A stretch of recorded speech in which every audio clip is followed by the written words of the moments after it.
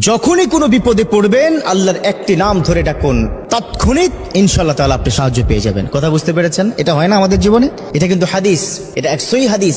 বিশ্বনবীর পালক পুত্র হযরত যায়েদ রাদিয়াল্লাহু তাআলা আনহু, তিনি একবার মক্কা থেকে মদিনার দিকে রওনা হচ্ছিলেন। হাদিসের কথা খুব মনোযোগ দিয়ে শুনবেন। বিপদ সবার জীবনে আসে, বিপদ মুক্ত কেউ এখানে নাই। আছেন আপনারা? বিপদ ছোট খাটো দিনে রাতে মাসে সপ্তাহে আসে।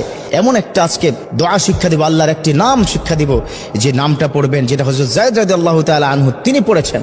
ইচ্ছা ছিল যায়েদকে বিপদে ফেলবে। যায়েদ রাদিয়াল্লাহু তাআলা আনহু এটা টের পেয়ে এই দোয়াটা বেশি করে পড়া শুরু করলেন।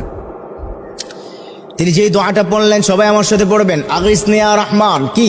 আগিসনি ইয়া রহমান, আগিসনি ইয়া রহমান, আগিসনি ইয়া রহমান। অর্থ হলো, আল্লাহ ও দয়াময়, ও দয়ালু, ও দয়াময়, আপনি আমায় হেল্প করেন, সাহায্য, help me, Almighty help me, সাহায্য করেন। আগিসনি ইয়া রহমান।